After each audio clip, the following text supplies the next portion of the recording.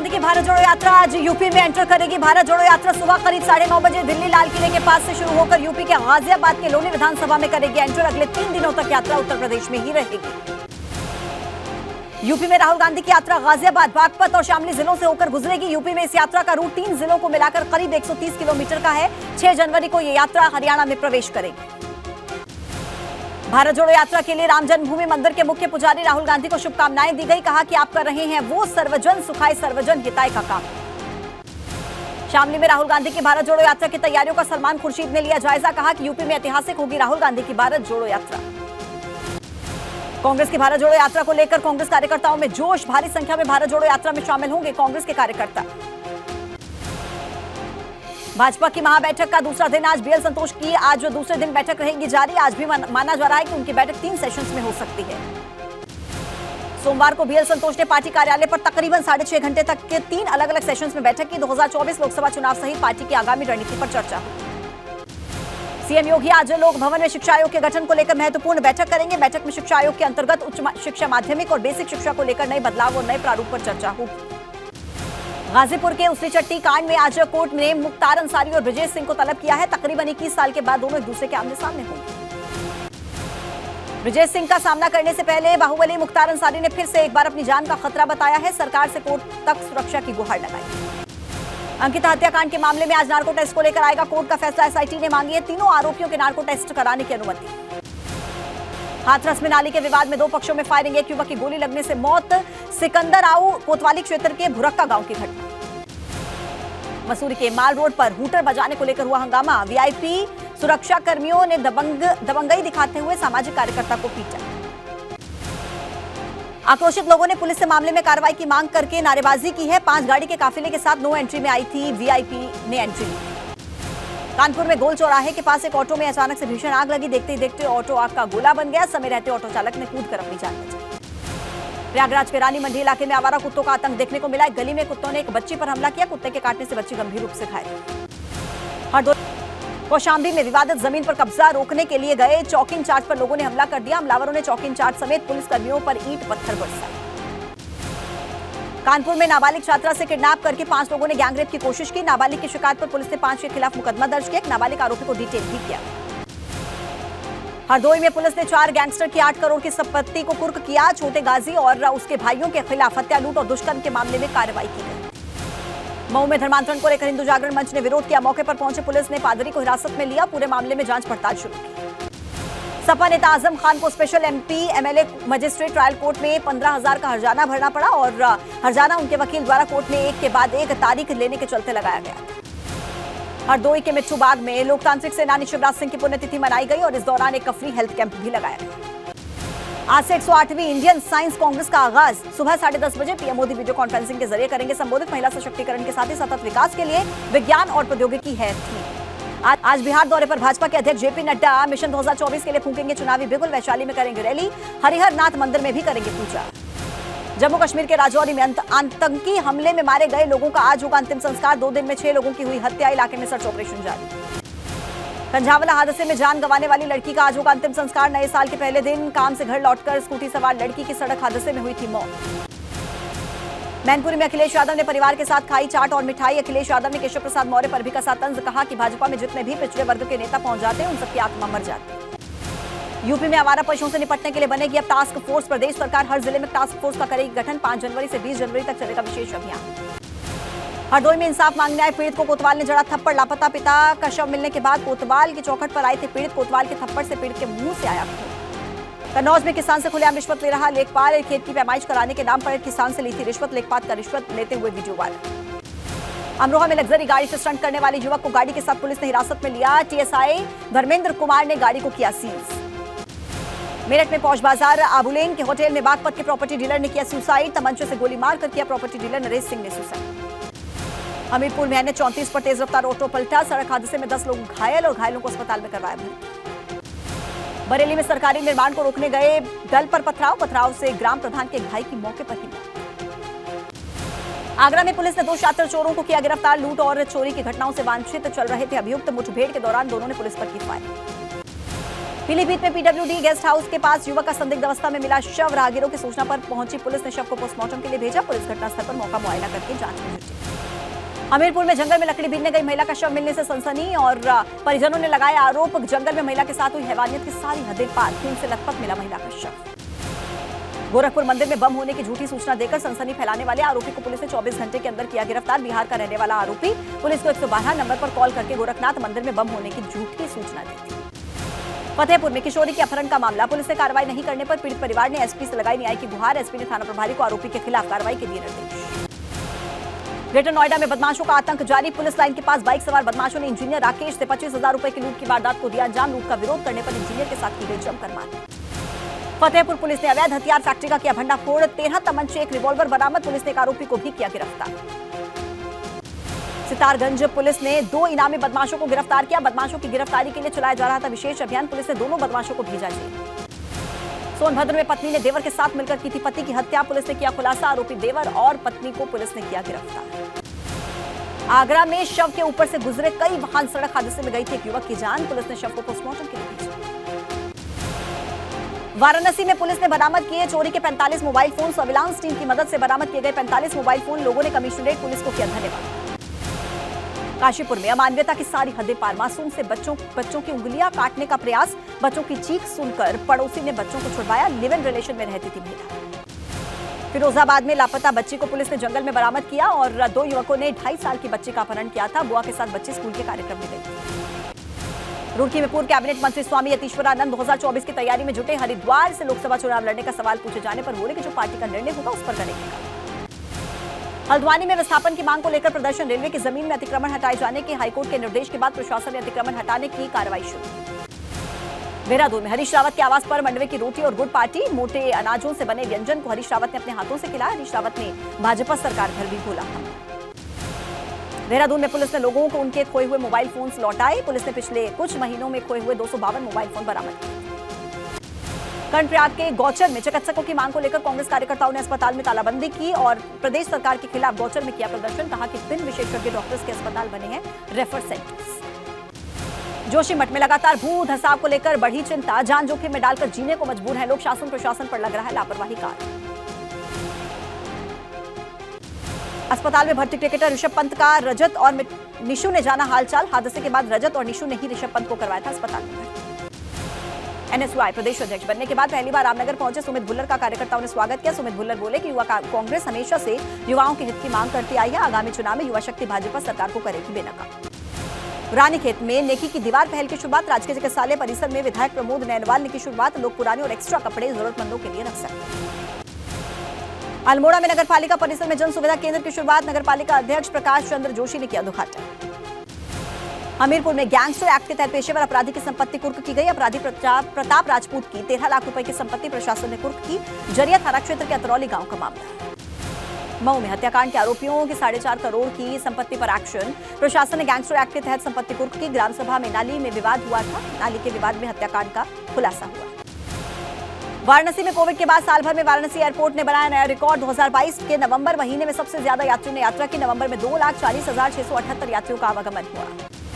गोरखपुर के दीनदयाल उपाध्याय विश्वविद्यालय में फरवरी में दीक्षांत समारोह कराने की तैयारियों में जुटा यूनिवर्सिटी प्रशासन। राष्ट्रपति द्रौपदी मुर्मू को बतौर और मुख्य अतिथि आमंत्रण के लिए लिखा गया पत्र। लखनऊ में केंद्रीय राज्य मंत्री कौशल किशोर ने की दंगल की शुरुआत। पंजाब, दिल्ली, हरियाणा, नेपाल, यूपी के खिलाड़ी दंगल में ले रहे हिस्सा। ग्रामीण प्रतिभाओं को निखारने के लिए किया जा रहा है काम। बांदा का जिला अस्पताल एक बार फिर से सुर्खियों में आया। जिला अस्पताल का ट्रॉमा सेंटर बना पशुओं का अड्डा। ट्रॉमा सेंटर के अंदर कुत्ते और गौवंश का वीडियो हुआ वायरल। अमरोहा में आवारा पशुओं से किसान परेशान। किसानों ने आवारा पशुओं को सरकारी स्कूल और ग्राम सचिव कार्यालय में बंद किया। किसानों ने कई बार अधिकारियों को दी थी चेतावनी। हरदोई में एसडीएम के लात मारने से भरभरा कर गिरा एक प्लास्टर और जरूरतमंदों के लिए बने आवास की जांच करने पहुंचे थे एसडीएम। 10 करोड़ की लागत से बनाए थे 252 आवास। हमीरपुर में निकाय चुनाव में ओबीसी आरक्षण को लेकर आम आदमी पार्टी का प्रदर्शन। आम आदमी पार्टी के पदाधिकारियों ने राज्यपाल के नाम डीएम को सौंपा ज्ञापन। निकाय चुनाव में ओबीसी आरक्षण को लागू करने की मांग।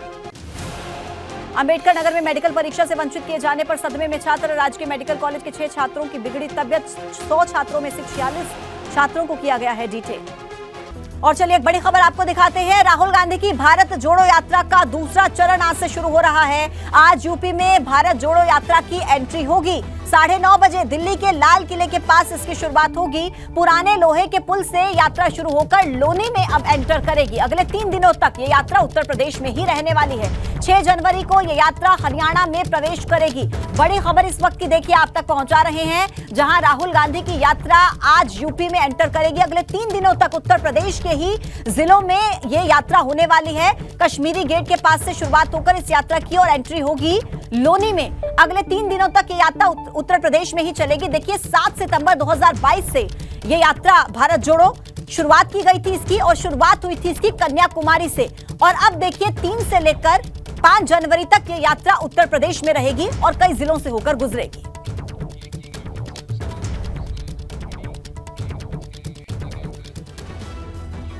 तो चलिए राहुल गांधी की इस यात्रा को लेकर पूरा अपडेट हम आपको दे देते हैं। सुबह 10 बजे से इस यात्रा की शुरुआत हो रही है। दूसरे चरण के साथ दिल्ली, मरघट, हनुमान मंदिर, यमुना बाजार और कश्मीरी गेट से इस यात्रा की शुरुआत होगी। उसके बाद देखिए सुबह 12 बजे यात्रा कहां जाएगी। गाजियाबाद, लोनी बॉर्डर, गोकुलपुरी में इस यात्रा की एंट्री होगी। और उसके बाद दोपहर को 2 बजे देखिए गाजियाबाद, जहां पावी सादकपुर गांव में ये यात्रा थोड़ा सा ब्रेक लेगी। गाजियाबाद के पावी सादकपुर से बागपत के मवी कला तक फिर गाड़ी से यात्रा निकाली जाएगी और बागपत के मवी कला के हरी कैसल में रात्रि विश्राम कार्यकर्ताओं के साथ राहुल गांधी करते हुए नजर आएंगे। तो कुछ इस तरीके से देखिए राहुल गांधी की यात्रा जो है रहने वाली है। ये अगले जो 3 दिन है वो यूपी के ही जिलों में राहुल गांधी की यात्रा निकलेगी। लेकिन आज का पूरा स्केड्यूल क्या रहेगा वो हमने जरा आपको समझाया कि किस तरीके से ये जो यात्रा है ये यूपी के ही 3 जिलों में होकर गुजरेगी। 3 दिनों तक ये यात्रा जो है यूपी के 3 जिलों में होगी।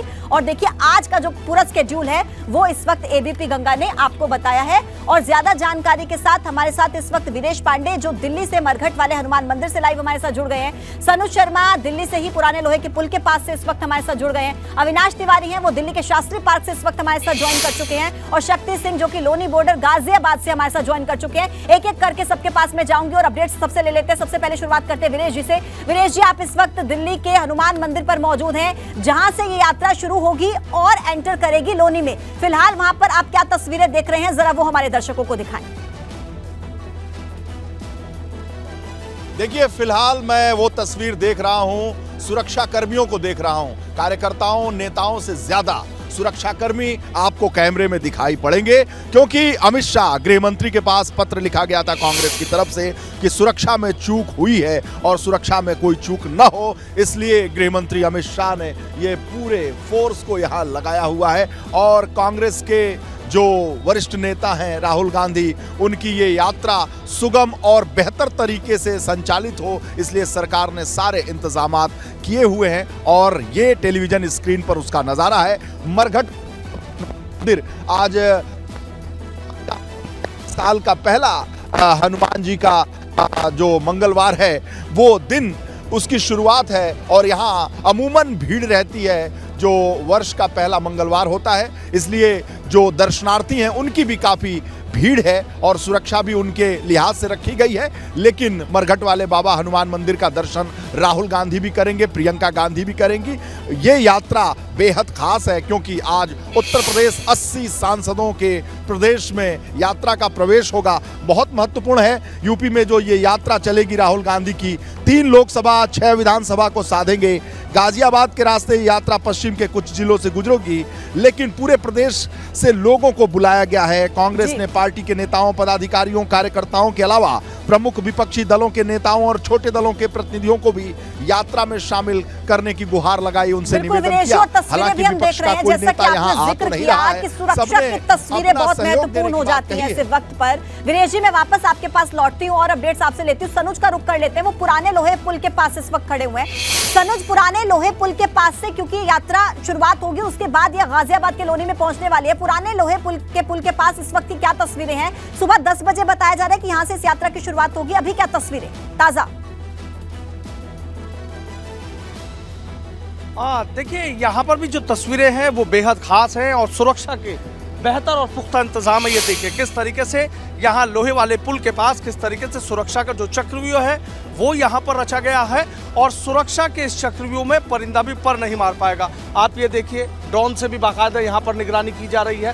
पहले पूरा परखा जा रहा है कि जब राहुल गांधी की भारत जोड़ो यात्रा इस लोहे के पुल से होते हुए आगे शास्त्री पार्क मेट्रो स्टेशन तक जब जाएगी और उसके बाद और आगे का जो तमाम रूट है वहां पर जाएगी। लेकिन उससे पहले सुरक्षा के बेहतर और पुख्ता इंतजाम देख लीजिए।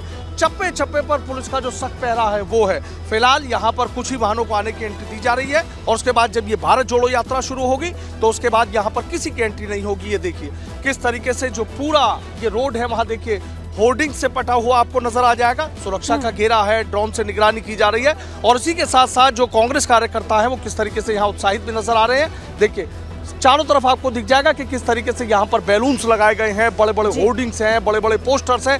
पूरे रास्ते को जिस रास्ते से भारत जोड़ो यात्रा गुजरेगी वो इसी तरीके से यहाँ पर जो बैनर पोस्टर है वो यहाँ पर लगाए गए हैं। और देखिए सबसे बड़ी बात यह है कि उत्तर प्रदेश सबसे बड़ा सियासी सूबा है और आज 3 दिन तक जो भारत जोड़ो यात्रा है वहां रहने वाली है, बेहद खास है।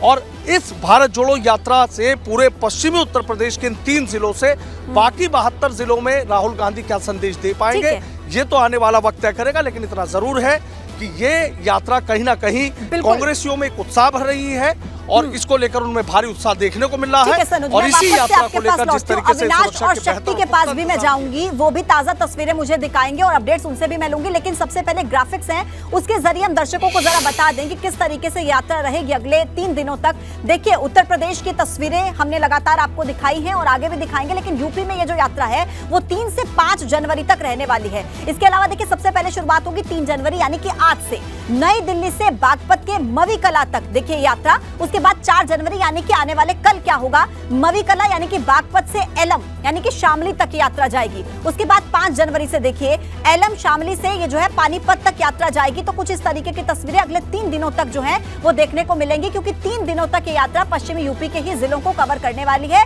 और फिर से मैं अविनाश का रुख कर लेती हूँ और तस्वीरें अविनाश इस वक्त हमें दिखाएंगे, क्योंकि अविनाश इस वक्त मौजूद है शास्त्री पार्क में। अविनाश, शास्त्री पार्क की तस्वीरें जरा दिखाइए, ताजा हालात वहां पर क्या है सुरक्षा के मद्देनजर, और कांग्रेस के कार्यकर्ताओं का जोश कैसा है इस यात्रा को लेकर?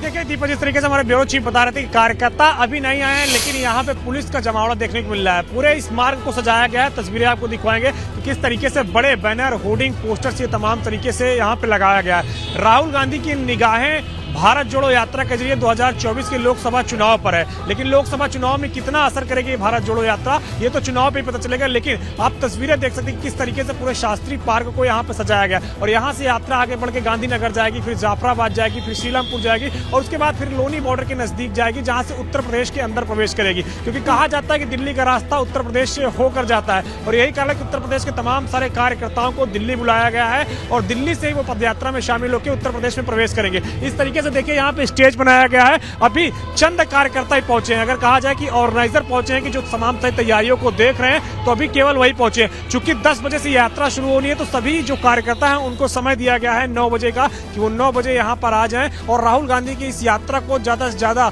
शामिल हो, जिससे कि ये जो यात्रा है जिसका संदेश है, खासतौर से राहुल गांधी लगातार कह रहे हैं कि भारत को जोड़ने के लिए निकले हुए हैं। भारत में जिस तरीके से नफरत का माहौल है, भारत में जिस तरीके से अलगाव का माहौल है, उन तमाम सारी चीजों को खत्म करने के लिए निकले हैं। लेकिन यहाँ पे अगर बात करें तो तमाम सारे जो ऑर्गेनाइजर है वो पहुंच गए हैं, तैयारियां देख रहे हैं और पूरे इस यात्रा की जो रोड है इसको पूरी तरीके से सजाया गया है। खासतौर से अगर बात करें जिस तरीके से कश्मीरी गेट के पास जो मरघट हनुमान मंदिर है, वहां से जब ये यात्रा शुरू होगी और उसके बाद जैसे जैसे आगे बढ़ेगी तो इस पूरे रूट को काफी अच्छे से सजाया गया है। पूरे रूट में इस तरीके से बैनर, पोस्टर लगाए गए हैं, क्योंकि आजाद भारत की अगर बात करें तो कांग्रेस पार्टी की तरफ से ये सबसे बड़ी यात्रा आयोजित की जा रही है और उसका उद्देश्य यही है कि जिस तरीके से पूरे उत्तर भारत के अंदर, खासतौर से हिंदी बेल्ट के अंदर अगर बात करें तो कांग्रेस पार्टी काफी कमजोर पड़ गई है, तो कैसे इसको मजबूत किया जाए। लक्ष्य है 2024, निगाहें हैं कि जिस तरीके से आने वाले राज्यों में चुनाव है वहां पे भी किस तरीके से इस यात्रा का असर होगा। अविनाश, मैं वापस से आपके पास लौटती हूँ और अपडेट्स आपसे लेंगे और उसके बाद मैं शक्ति के पास भी जाऊंगी, क्योंकि गाजियाबाद में शक्ति है और वहां की तस्वीरें बहुत महत्वपूर्ण हो जाती है। एक बार फिर से देखिए, आपको ये बता देते हैं कि भारत जोड़ो यात्रा में आखिर अब तक क्या हुआ, कहां से गुजरी। 7 सितंबर से इस यात्रा की शुरुआत हुई थी और 7 सितंबर से कन्याकुमारी से इस यात्रा की शुरुआत हुई थी। तमिलनाडु के कन्याकुमारी से शुरू हुई और उसके बाद देखिए 12 राज्यों से होकर ये यात्रा अब तक गुजरनी है। इसके अलावा देखिए 9 राज्यों के 46 जिलों से ये यात्रा अब तक होकर गुजर चुकी है और 150 दिन में यानी कि 150 दिन में 3500 किलोमीटर की दूरी तय करने का लक्ष्य रखा गया है। कुल दूरी 3570 किलोमीटर की और जो बाकी बची हुई दूरी है वो 448 किलोमीटर की है। इसके अलावा देखिए यात्रा का मकसद क्या है वो आपको बता देते हैं। राष्ट्रीय एकता और सामाजिक सद्भाव को बढ़ाना इस यात्रा का पूरा मकसद है और इसी मकसद के साथ कांग्रेस ने इस यात्रा की शुरुआत की है। 7 सितंबर 2022 से इस यात्रा की शुरुआत हुई और ये पूरा महीना ये यात्रा चलती रहेगी। और अब रुक करते हैं हम शक्ति का, वो गाजियाबाद में इस वक्त मौजूद है। शक्ति, क्योंकि गाजियाबाद में ये यात्रा सबसे पहले पहुंचेगी। अगर हम यूपी के उन 3 जिलों की बात कर रहे हैं जहां से यात्रा जानी है, गाजियाबाद में फिलहाल तस्वीरें ताजा क्या हैं एक तो ये बताइए, और दूसरा ये क्योंकि निश्चित तौर पर जब ये यात्रा वहां पर पहुंचेगी तो लोगों को आवाजाही करने में भी दिक्कतों का सामना करना पड़ेगा। उसके मद्देनजर क्या कुछ इंतजाम वहां बॉर्डर पर किए गए हैं?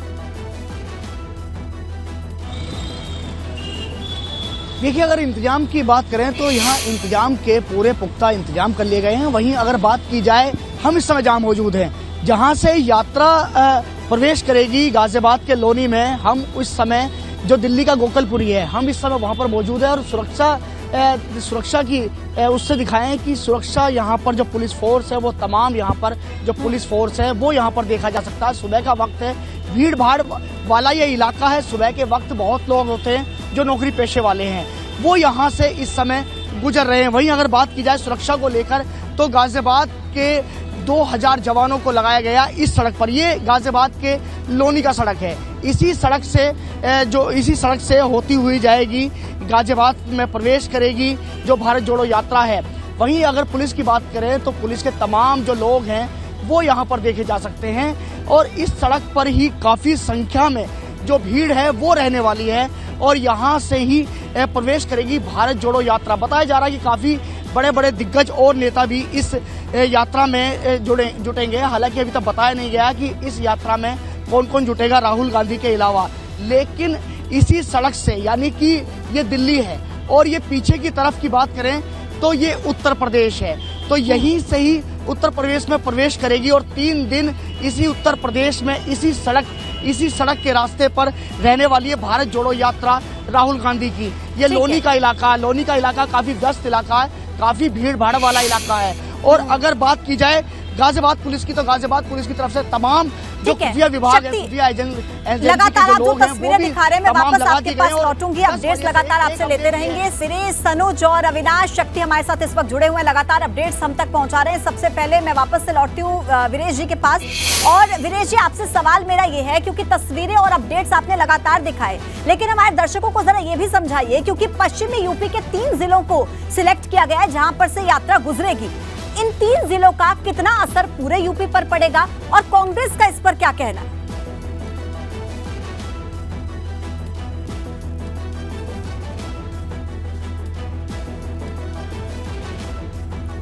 वीरेश जी, मेरी आवाज मिल पा रही है आपको?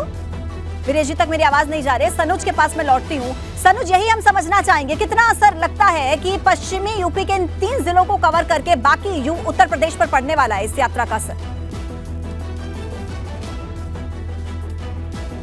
देखिए, इसको लेकर तमाम तरह की जो बातें हैं वो निकलकर सामने आ रही हैं कि यूपी में 75 जिले हैं, दिल्ली का रास्ता यूपी से होकर जाता है। ऐसे में पश्चिमी उत्तर प्रदेश के सिर्फ 3 जिलों को ये यात्रा कवर कर रही है। लेकिन इन 3 जिलों से क्या 72 जिलों में कांग्रेस की ये भारत जोड़ो यात्रा का संदेश दे पाएगी? क्या 3 जिलों तक ही किस वजह से इस यात्रा को समेटा गया है? हालांकि जो कांग्रेस के कार्यकर्ता हैं और जो कांग्रेस के नेता हैं वो इस बात की लगातार मांग कर रहे थे कि यूपी के और तमाम जिलों से होते हुए इस यात्रा को गुजारा जाए। लेकिन चूंकि रूट ऐसा रखा गया और फिर यहाँ से जब ये पानीपत जाएंगे तो इसको लेकर जरूर सवाल खड़े हो रहे हैं कि क्या 3 जिलों से ये यात्रा पूरे उत्तर प्रदेश में एक संदेश दे पाएगी। और रही बात पश्चिमी उत्तर प्रदेश की, तो देखिए पश्चिमी उत्तर प्रदेश बेहद खास है, सियासत के लिहाज से भी बेहद खास है और जिस बागपत से गुजर रही है चौधरी चरण सिंह जी की कर्मभूमि ये रहा है और राष्ट्रीय लोकदल का गढ़ ये कहा जाता है। और गाजियाबाद के बागपत और बागपत के बाद सीधा शामली, यानी 3 विधानसभा आपकी बागपत में पड़ रही है जो कवर करते हुए यात्रा जाएगी, एक गाजियाबाद की कवर कर रही है और उसके बाद जो 2 विधानसभा है वो शामली की कवर कर रही है। कुल मिलाकर 6 विधानसभा को कवर करते हुए ये जो भारत जोड़ो यात्रा है ये फिर आपका पानीपत में प्रवेश कर जाएगी। आपने बहुत महत्वपूर्ण बात कही कि इन 3 जिलों से क्या बाकी के 72 जिलों में इसका असर देखने को मिलेगा, जिसका दावा तो कांग्रेस कर रही है, लेकिन उसका जमीनी स्तर पर कितना असर हो रहा है इस भारत जोड़ो यात्रा का, बहुत महत्वपूर्ण है। आप सभी सहयोगी मेरे साथ बने रहिए, मैं वापस आपके पास लौटती हूँ। महाकवरेज लगातार जारी है।